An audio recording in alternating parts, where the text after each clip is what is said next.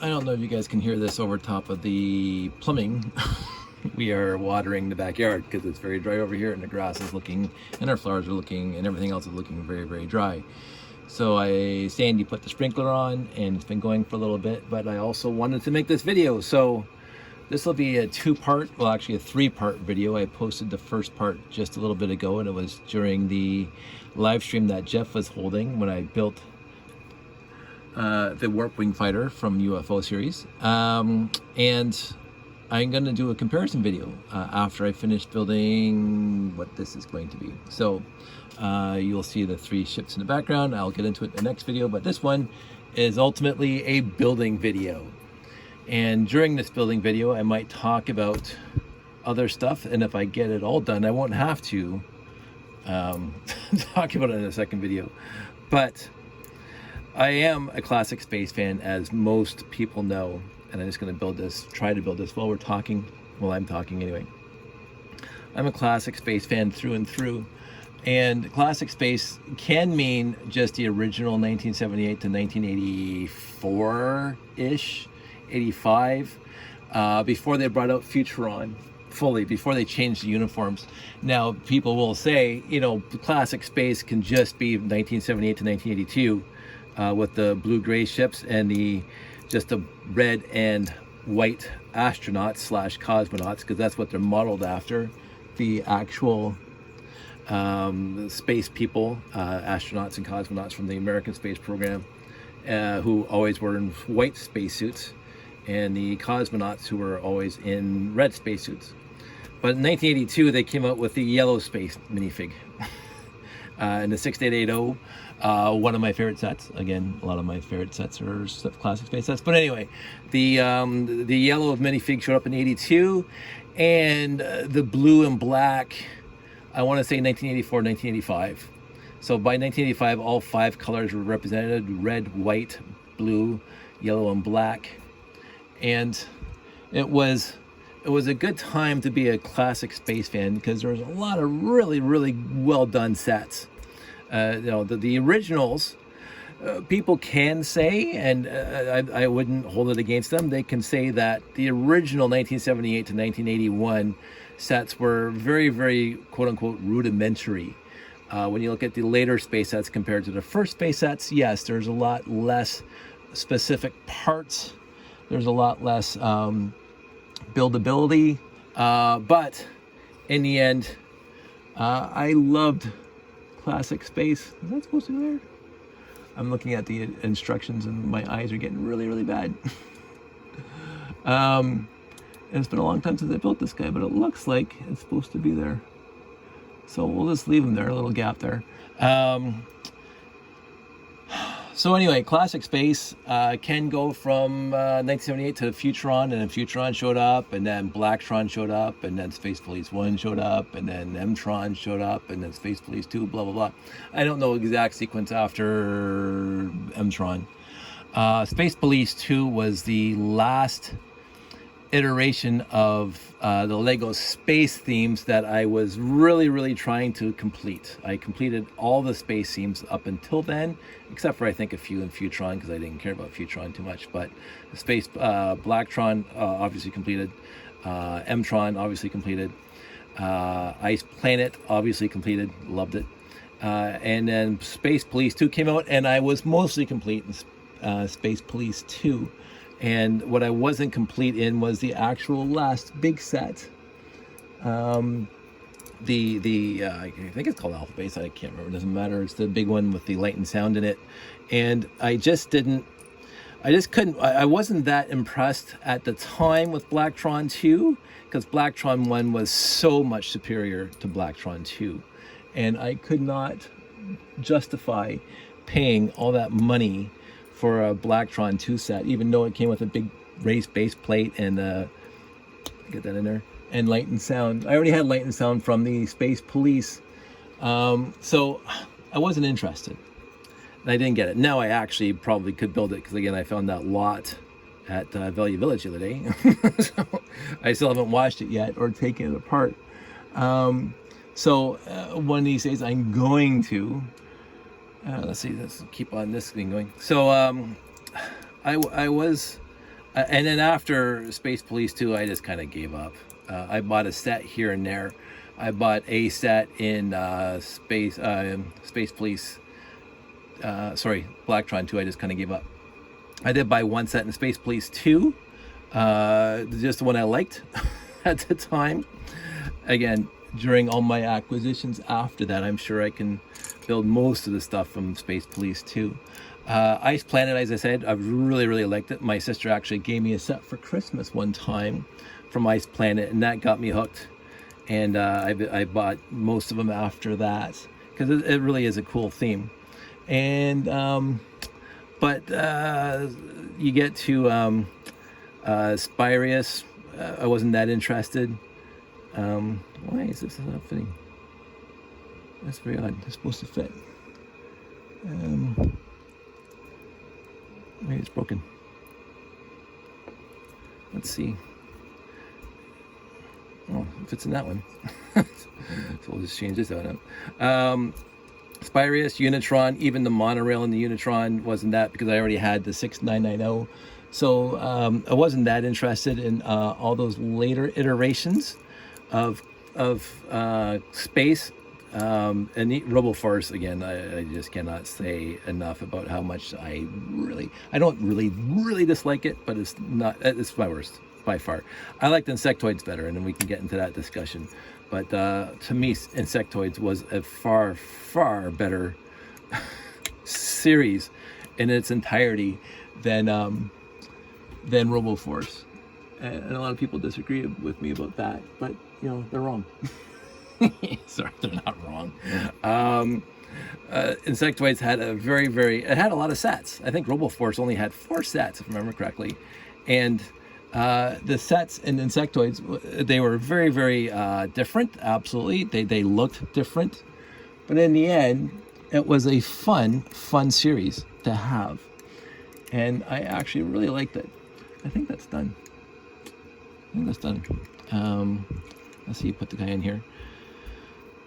And so when it comes to classic space, yes, Blacktron 2, which is what I'm building right now, is basically where I ended. Why is this not fitting? Oh, this is backwards. Turn that around so it can go down. There we go. Boom, there. Blacktron. Oh, I should have done all that in scene. Sorry, I thought I was pointing to somewhere else. Blacktron 2 had one deficiency that Blacktron 1 didn't have, and that was the mix and matchness of the cockpit and the back end. Blacktron 2, you can only put, yes, you can swap out the back end, but you can't daisy chain them like you could in Blacktron 1. Blacktron 1 had quote-unquote more playability by the fact you could just make a super long spaceship with all the parts and pieces, because all the pieces in between could connect to one another. Blacktron 2, it was just a 1-to-1 ratio, so this one and then the next one. Now the wheeled vehicle had 3 parts to it, and yeah, that's fine, but then that was it. You couldn't daisy chain those unless you buy that center spot a lot more, and we can talk about that later. That might be a different video for a different time, because right now I am just building this guy, so I'm just going to keep on building him. So I can get them done, so I can talk about the next step and do a comparison video. This is what I wanted to do in the first place, because somebody online asked me about UFO, and I was really, it's been a long time since I got to talk about UFO. And I failed to mention it during my little screed about the different series over the years. UFO was, again, a very unique series of space sets from Lego. They looked radically different from the sets that came before. Like, you can say the original Legos Classic Space, the blue-gray ships, the Galaxy Explorer, the 924, the 918, and then going on from there. You could say that basically... Can I see this? All right, these guys. They all built off of one another. So going from original space sets from 78 to 82, and then you get these Starfleet Voyager.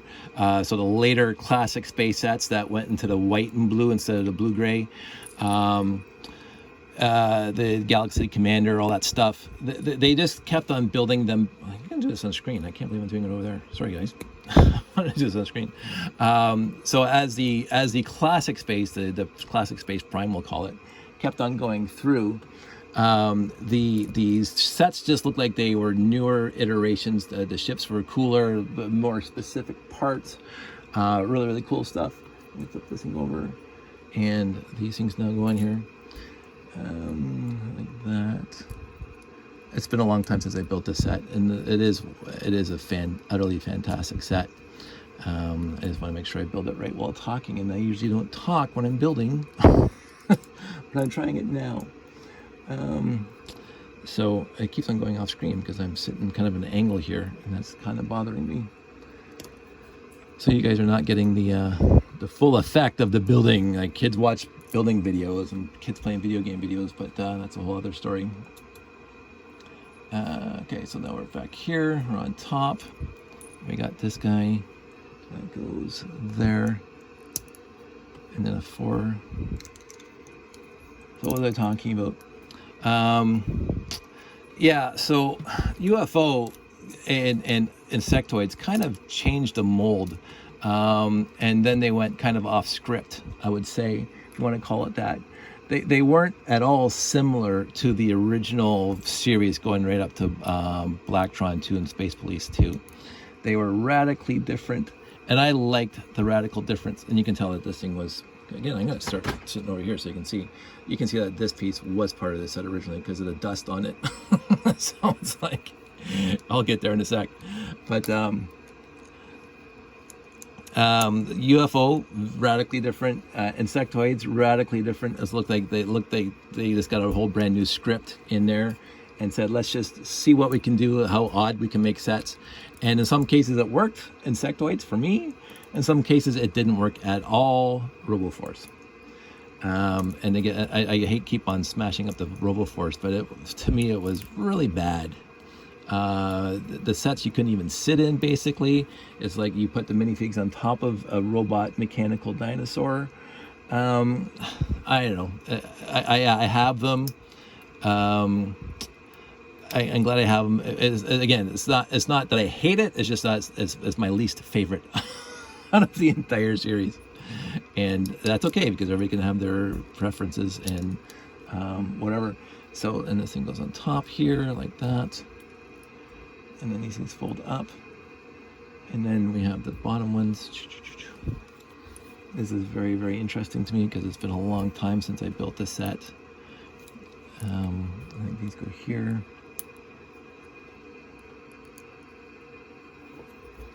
and that goes there, and these go in here. So what was I talking about? Yeah, so UFOs, somebody mentioned about my opinion of the UFO series. I'm going to say in a couple seconds, and I just might just attach it to this guy and don't even stop it and just finish this and then go right into the UFO. Because this thing is coming along swimmingly fine. I didn't expect to build it this fast whilst trying to talk on the stream while I'm trying to build, because I'm not good at multitasking. But so far I'm doing this. And that goes in the back. And I have a bunch of pieces left over, and I'm sure they go somewhere. These go down here. That goes there. Yeah, it's done. So, yeah, so I'm going to probably talk about this right now. So I'm going to move this thing over here, get them all centered. I can then see it. So I'm going to put this in order of what I want to talk about. So this is the smallest one, quote unquote. Then the ISAT, just fantastic. And then the Warp Wing Fighter, and then the Particle Analyzer. Now, I will say out of all these 4 sets, there we go. This one's been together the longest. Now these are what we call the mid-range sets. Of all the various series, the mid-range. I'm not going to talk about capital ships now, and I probably won't ever, because there's so many videos about capital ships in every line. The Megacore Magnetizer, the Galaxy Explorer, the Galaxy Commander, the 6985, all of them. even the UFO big ship and all that stuff. There's lots of videos that talk about the big ships. So let's just talk about the medium-sized ships right now. And so from smallest to biggest, if you look at the set numbers, 6'9", for just example, the Allied Adventure here is 6887. So the 6880 through 6889 sets are all basically the same size. And that goes even back to the classic space. There'll be some sets in there in that range. The 6880, for example, is this guy, right? So this is 6880. And let me just push these back so we can get them all in the scene. And pull that back. And this is 6887. Right? So comparable part count, comparable whatever. This thing just came out of 1982. And this one came out in, I don't know when this one came out. I do know I bought it off the shelf. 1991. So this is the difference of 9 years from here to here. Right? So, but all the sets, the 688X, 6880 through 6889, pretty much comparable in size and piece count. And then the Sat 5 was the 6890 or 6898, so the 6890s. And again, if I grab a 6890 ship, that guy. So you got this guy and this guy are in the same range of ships, right? Now again, more rudimentary, okay? Because this thing came out in 1982. I say, around there, 1981. This thing came out far before this guy. This guy came out in 1993, so there's probably 10 years between these two, okay? So not too many unique parts and pieces in here, and this thing has basically all unique parts and pieces. So that's the difference, but again, comparable size, comparable box shape. I remember that. You can stack the boxes and they'd all be the same size overall. So we'll stop the comparison between that and the old sets, but this is the 6880s, 6890s, the 691Os, and the 692Os. So it's going to go from smaller to bigger, but these are all the mid-range. And the reason why I pulled them all out is because I wanted to talk about this guy specifically, but these four are my most favorite sets in their respective series. This is my favorite Blacktron 2 set. Easily by far. Now, I'm not saying that the rest of them sucked. The Blacktron 2 had some really cool sets, including the suspension on the six-wheeled vehicle. I thought that was cool when I built it. I remember building it. Again, I bought all of them except for the big base off the store shelf, and I brought them home. So I'm again 19. Oh, what was that? That would be 1991. So I would have been 20 something when I'm buying these off the shelf. Yes, I was walking into the store in my 20s and buying these off the shelf. For me, not for a nephew, not for any relative, for me. And I bought this one, and I bought the rest of them. But I loved this one out of the rest of the Blacktron 2s. It is a cool looking ship. It's kind of sort of got an X-Wing vibe with these things in the back. But basically, the wings are supposed to stay up like that. I think Mike Shields even had one of these hanging from the ceiling in a store on fishing line. It's a quote unquote simple set. Like there's not a lot of fancy, but there's a lot of fancy pieces in it, but there's not a lot of pieces in there. And it does come apart, which is I talked about in a different video with the Gamma 5 and the other ones. But this one comes apart as Blacktron 2s did. But together it looks honestly really cool. And I like the cockpit design in the Blacktron 2 series. I really did. They brought that into conception on the Blacktron 2 because again, Blacktron 1 did not have a consistent cockpit feel to it. They just had the mix and match ability that was a little more superior than Blacktron 2. But the color scheme, like, it works for me. The trans neon green, the white, the black, it really worked for me. It's simple, it's elegant, it looks cool from almost any angle. Very nice looking set. So Blacktron 2, my favorite set. This guy, my friend Dana and Chris and I could talk about forever. This is such a, this is not just the best set in the Ice Planet 2002 line. This is, you can argue, and I would make the point that this is in the top 10 best space sets, period. because it has everything in it, and it looks cool. The color scheme in Ice Planet was really awesome. It was unique. Again, you're not in space, you're on an ice planet. The looks, the function, everything about this set, it's in my top 10 favorite sets, space sets of all time. Not even a contest. This guy is my, okay, so in some series it's tougher to pick a favorite set. It really is, because in Amtron you had the Megacore Magnetizer, and you're not going to get much better than the Megacore Magnetizer for a big, and I don't have one built right now because again I could, but I'm not going to. And this thing has been together since I built it first time. It's missing pieces, so I have to fix it up. I just grabbed it off my shelf here, and you can see how dusty it is. Like, it's just caked in dust. So it's never been apart since I put it together. But it needs a lot of work. It needs a lot of cleanup. But it looks, honestly, and it has a whole Airwolf vibe to it, which just astounds for me when I was a kid. Airwolf was one of my favorite shows. The power colonizer, and they go into the idea, why does it need to spin? You're in space. Whatever, I don't care. Don't care. It looks so freaking cool. And again, the little thing comes off the back, whatever. Playability function, very high. Look, again, the trans neon green, just like the so they kind of went from Amtron trans neon green to Blacktron 2 with trans neon green. Didn't mind at all. Got lots of trans neon green. And then, so we put this thing aside, and let's just talk about the UFO, because that's what the person wanted me to talk about. The UFO series was very unique. Going from the rest of these guys to this guy. This looks absolutely astounding from all directions. This is my favorite set in the UFO series. I built most of them. I could probably build the capital ship, which I've never built before. I could probably build it, but I just haven't bothered. This guy, they made the helmets unique. They had actually trans heads, minifig heads. Never done that before.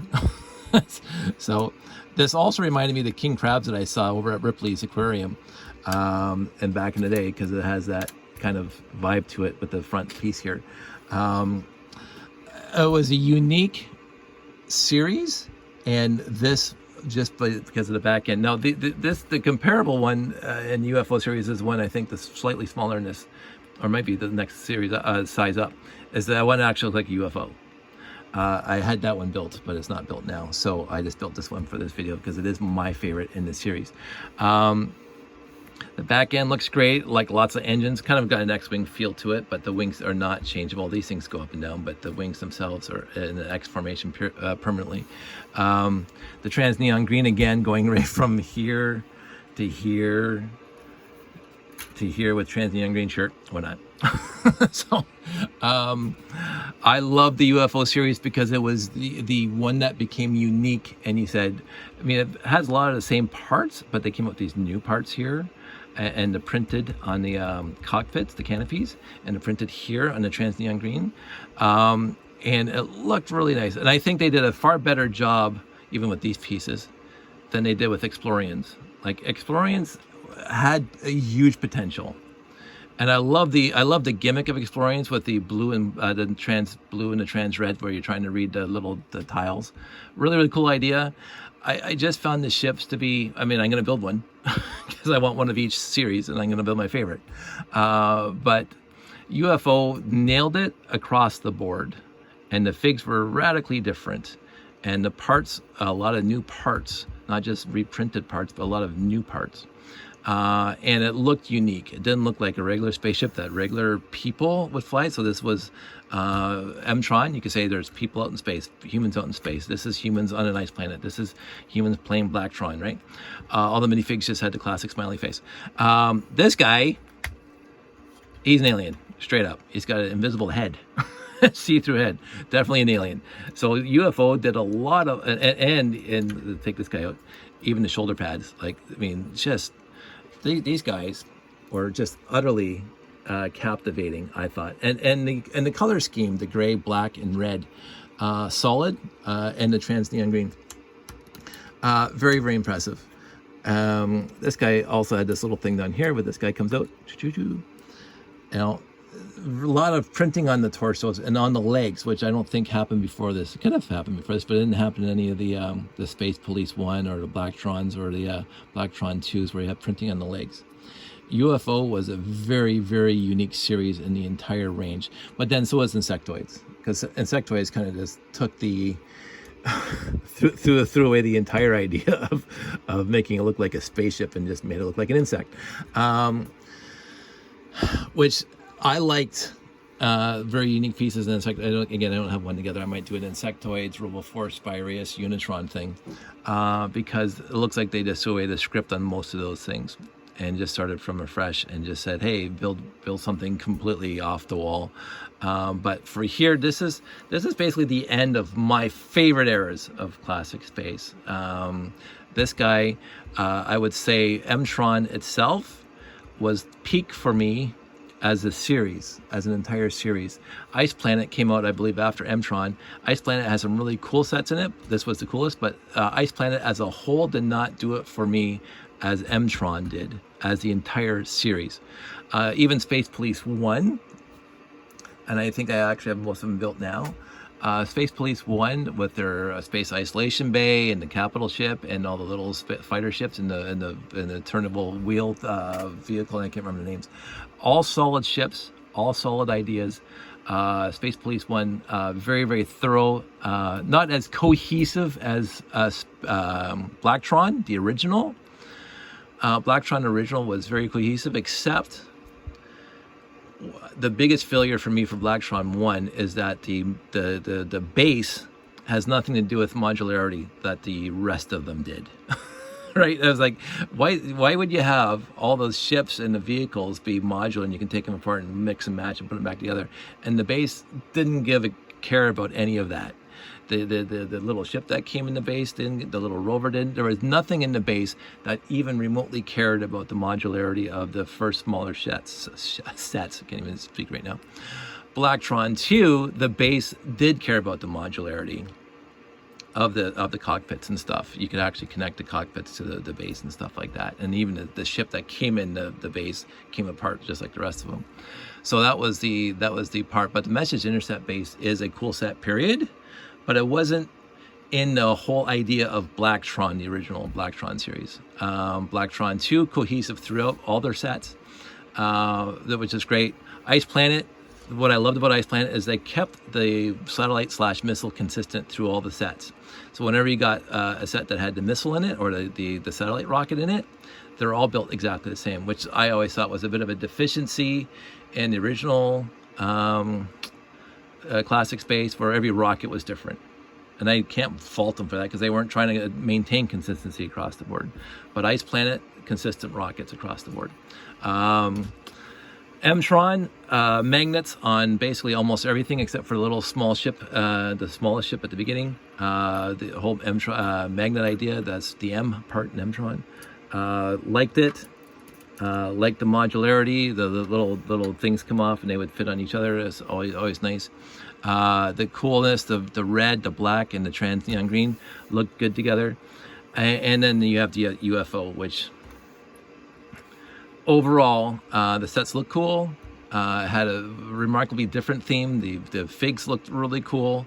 A lot of prints in UFO, which I also like. And even this sticker on the top where you touch it, because it feels your body heat and it warms up and it changes the picture on the actual thing. So that was that a bit of a gimmick. Again, just like Explorians with the trans blue and the trans red I talked about earlier, you hold it over a tile and you can see something different.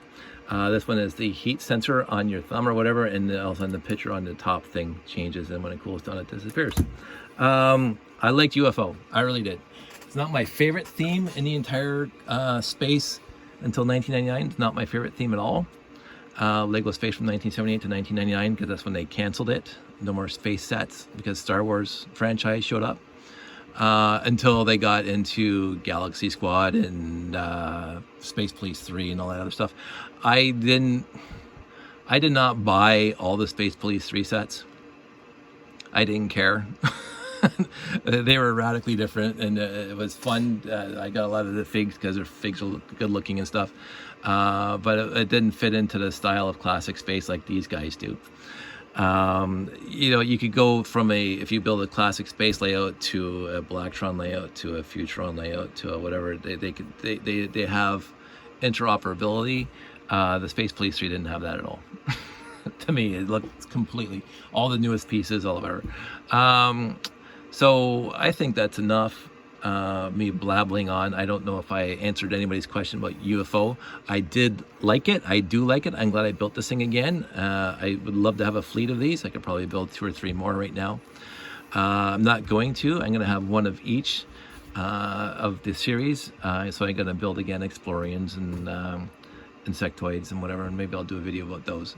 But for now, this is my comparison, another comparison video between 4 series of what we could still call classic space, going up to 1999.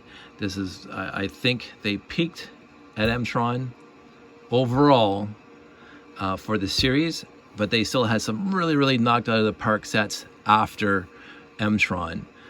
There are other sets in these series that didn't do it for me at all. They're kind of like meh, and that thing keeps on coming off. But this guy, just looking at him almost from any angle, he's a really cool looking set. And even the bottom, it's not that bad. But looking at him dead on and from the back, I think is like the 3/4 view. It's very cool, very cool, very good looking. You know, you don't get that in this guy. It's not as well defined with the rockets and stuff, but that's still one of my favorite sets ever.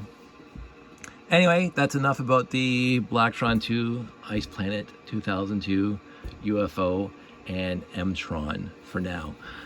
I hope that helps. I love talking about this stuff. I'm going to build some more sets, not tonight, but soon, and I'll do videos about them.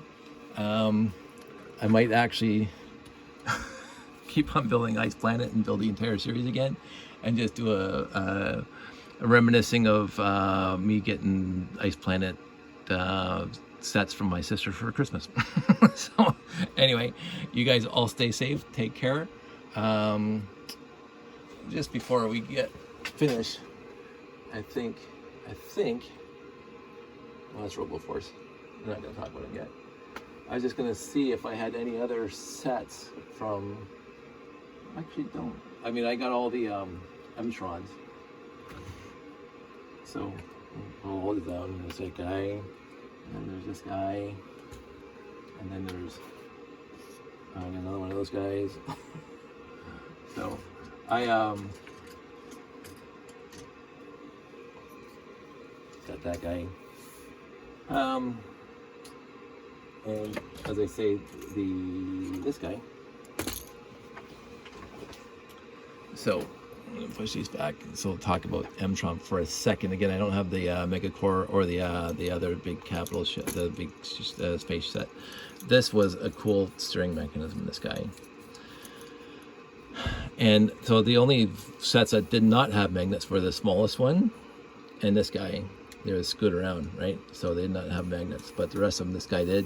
He carried this little guy in the back. This guy had a magnet in the back. This guy has magnet, and then the other 2 ships would have magnets, or the ship in the Megacore. This is why I think overall Megacore, the Amtron, is where they peaked, because the sets looked cohesive as a whole. And you look at them, they had a standard definition as a whole, and they all looked really cool. I think, and I won't remember the name, but the big space set in the Amtron is the weakest one of the bunch, because it was just a lot of basic brick. Oh, water's off. But even that, it looked really good. So I think Amtron, for me, as an entire series, was peak. After that, there was, as I say before, there were some sets that really did a really good job, but the rest of the series were kind of okay, nice, but nothing to write home about. And that includes Ice Planet 2002. I mean, it really does. I liked the Sat 5. I really did. This is by far one of my favorite sets ever. But the rest of the franchise, okay, they're okay. I mean, it's okay, but it's like nothing to write home about. and Blacktron 2, really good sets, but not knocking it out of the park like this one did. This was such a good set, but the rest of them, okay. A UFO, the same thing. This, they put all, it looked to me, and this is me just going on, and I should have stopped this 20 minutes ago. It looked like they put all the effort into one set, and then just kind of build a bunch of other ones just to have a theme, right? Because you look at that thing just sitting there, it looks great. Just sitting there, it looks really cool just sitting there. It looks like an X-Wing fighter / something else. And the rest of them, you look at them and go, okay, they're okay. But it looks like they put all the effort into this guy. And this kind of built 6 other sets to finish the series. Amtron, it looks like they put an effort into each and every, going from the smallest to the biggest. It looks like they put effort into each one to make it very unique and very, very playable, and yet have a cohesive strategy. I was just talking to my friend Dave on that feed earlier where I was building the Allied Avenger, and we were talking about how my favorite set in Blacktron is the Renegade, and his favorite set is the Batrax, because both are seriously cool sets, right? And even this guy is seriously cool. Okay, that's big as it's supposed to be, and it's supposed to be, that's not supposed to be there. But you know, this guy by itself, it's a really cool set. It's a unique set. It holds its own by itself. You don't need the rest of the series at all. It does. It looks great. It's got some good parts in it. It's got some good ideas in it. You know, the printed part, it looks awesome. So Blacktron 1 looked really good for the first year. The second year, when they came out with the walker, I was going, nah. It didn't look like, it looked like they just resurfaced something that could have been in classic space. But Blacktron, what I say, from the 3 originals, and then the message intercept base, really, really cool. Each one had a lot of effort put into it, from what I can see. Whereas the Sat 5, this is where all the effort was, and then there's a lot of this. And this is kind of, again, my kind of building style is just bricks on top of bricks. but I mean, and it's a cool set. I'm not knocking. I'm not saying it's bad. I'm saying it's not as good as the Sat 5. Just like the rest of UFO is not as good as this one. Just like Blacktron 2, the rest of them are not as good as this one. They're still good, and I still have them, most of them. But in the end, as I say, I keep on saying, I'm going to stop saying it, but I'll say it one more time. Amtron is where they peaked, because the entire series was fantastic. Every single set in the series was utterly fantastic. And they put effort into all of them. It looks like they put effort into all of them. Whereas after that, even Spirius, I mean, it was just too old, and I just didn't care. And I just kind of my classic space was nostalgic now. Spirius shows up, a Unitron shows up. It's like, okay, I've seen it. These aren't interesting me at all. The color scheme's bad. Everything else is not so good. But I think that's enough. 37 minutes. Hope that helps. I'm going to say goodnight to everybody. And I'm just going to leave these here just to end off the video with fantastic sets. Oh, wait, get this guy in the front. There you go. So, I love building sets. I'll talk to you guys all soon. Take care.